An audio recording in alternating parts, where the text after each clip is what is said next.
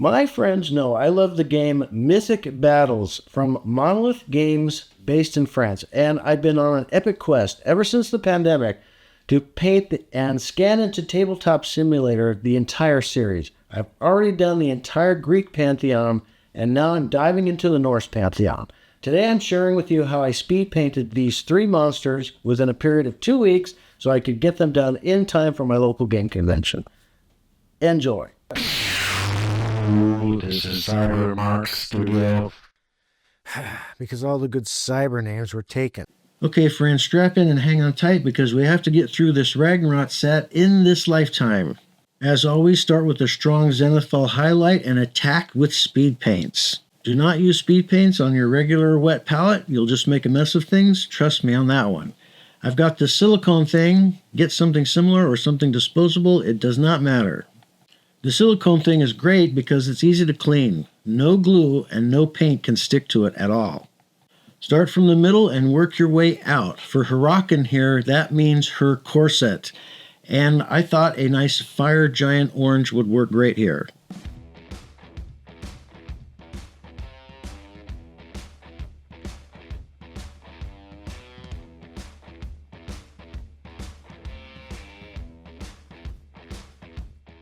Now let's attack all those snake-like bits. I thought the shamrock green would be great here.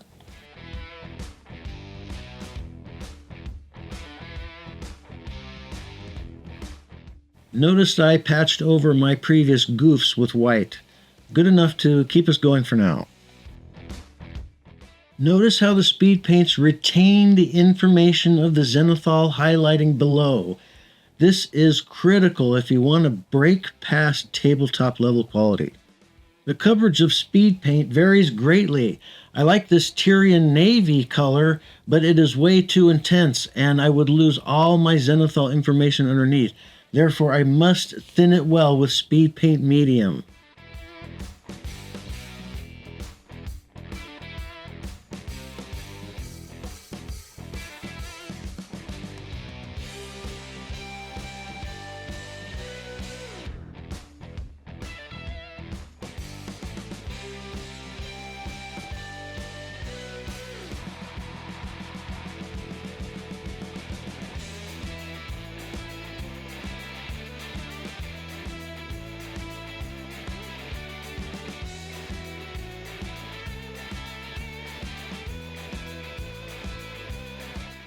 Okay, we're off to a great start and we've hardly taken any time on this model. Now we're going to boldly and fearlessly do the skin tone.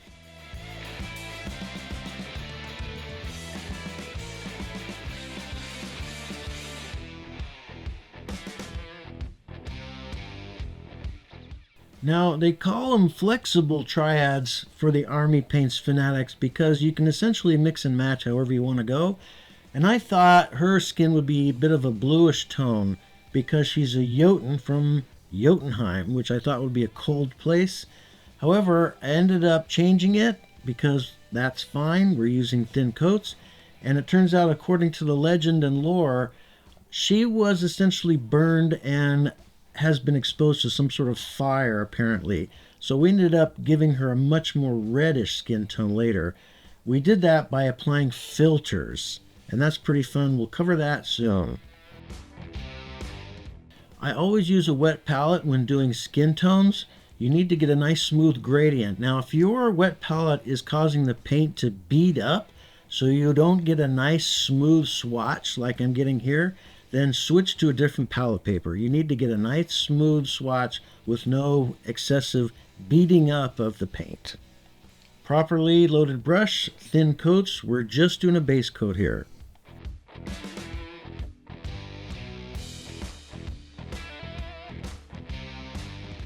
Thin coats means we're preserving most of the information of our zenithal underneath.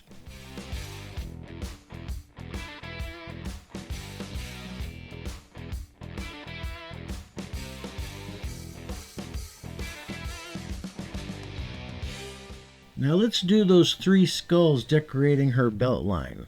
Bony matter is the way. Let that dry, then patch up our mess with a little more Tyrian navy. Now do not do what I'm doing here. I foolishly chose to use an oil paint on her hair because I thought it was a pretty color. But I ended up paying for that mistake. Do not do that. Just find another speed paint.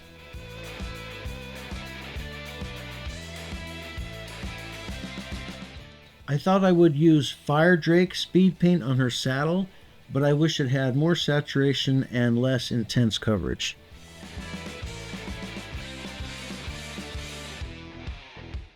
Might as well get her leggings too. They're not the center of attention here. We are now well on our way to surpassing tabletop level quality.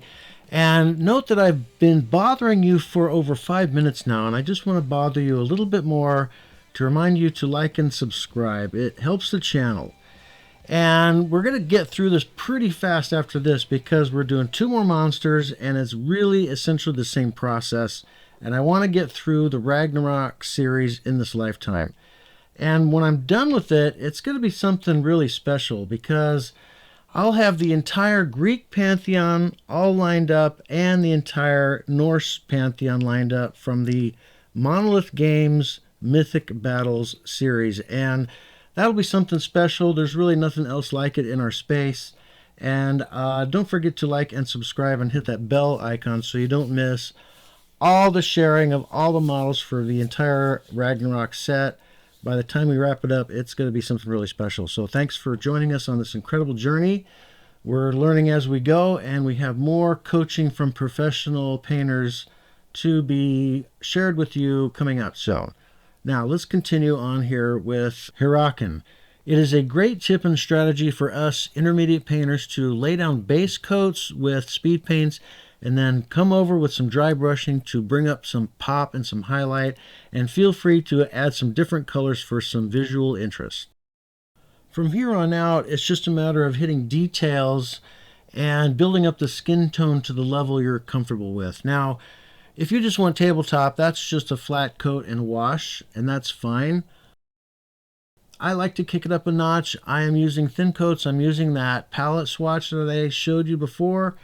And I'm just putting the darker colors in the darker areas and the lighter colors on the higher areas, trying to follow my zenithal highlighting. Okay, my friends, from here on out, we have to go blazing fast. We have 2 more monsters we want to share, and the process is basically the same. You're going to pick your colors with speed paints. You're going to do some dry brush highlighting, pop some highlights, and then go in with the fine brush, individually hit some highlights, do some details that you want. Go up to a level that you feel comfortable with. Done. Move on. It's time to get these guys into battle so we can play.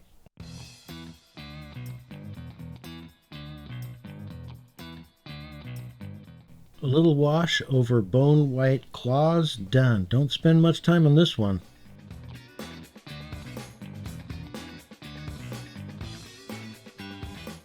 I like to dry brush with 2 colors, one darker, which I dry brush more, and the other one lighter, which I dry brush a little bit.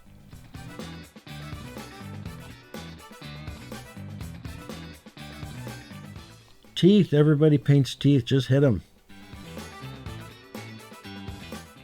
I think a little extra work goes a long way here. Just go from the top of the palette swatch we created, and let's just do some highlighting on the upper parts of the skin tone. Really makes a big difference, and it's not much work. Now we need a red filter because, as I said before, Hyrrokkin here was exposed to some sort of fire, and she's described in the lore as being burned or singed in some way.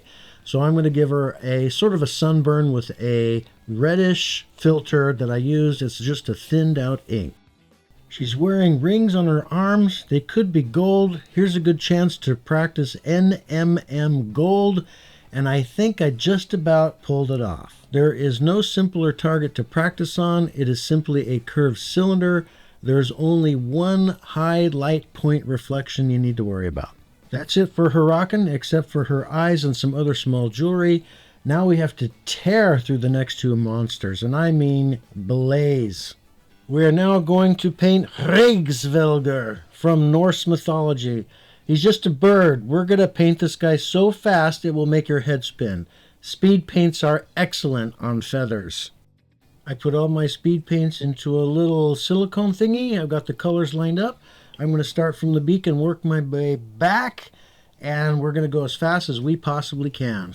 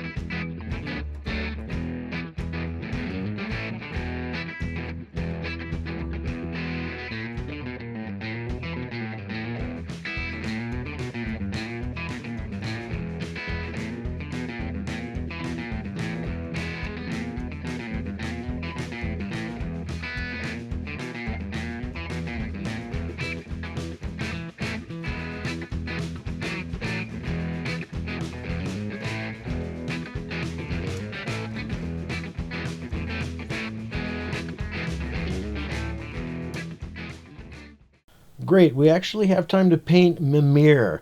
Now, I don't expect you to waste any time on this guy at all. He looks like a pile of garbage, and no matter how you paint him on the game board, he's going to look like a pile of garbage. So just don't waste any time. Slap down those speed paints, apply a few pop details, and if you want to, you can practice on some skin tones, try to get a tortured face on the guy. That's totally optional.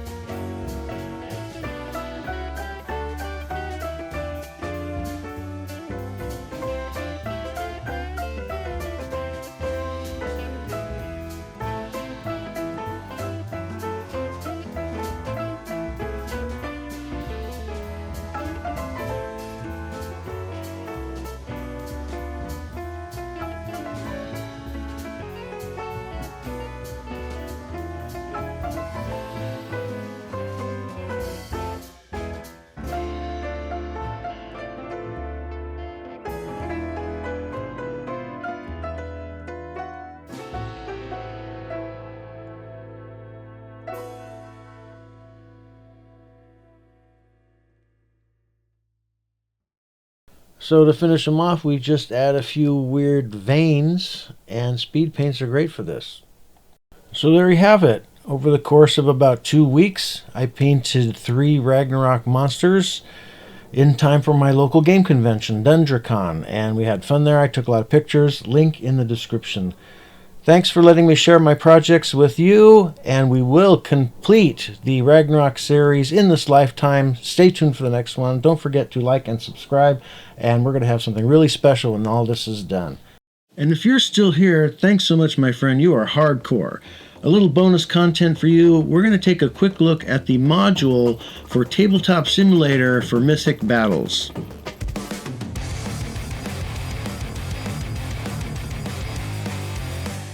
Yeah, auto setup is wicked cool, and we have a lot of maps to choose from. Some of them you cannot get in the physical cardboard.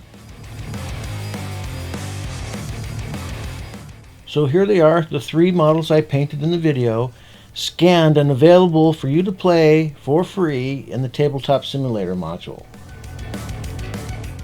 It turns out I'm the world's leading authority on scanning models into TableTop Simulator. I use advanced techniques such as cross-polarization and focus stacking, and I have AI tools to help me with the workload of managing thousands of images I use for each model. If you'd like to know more, please let me know in the comments.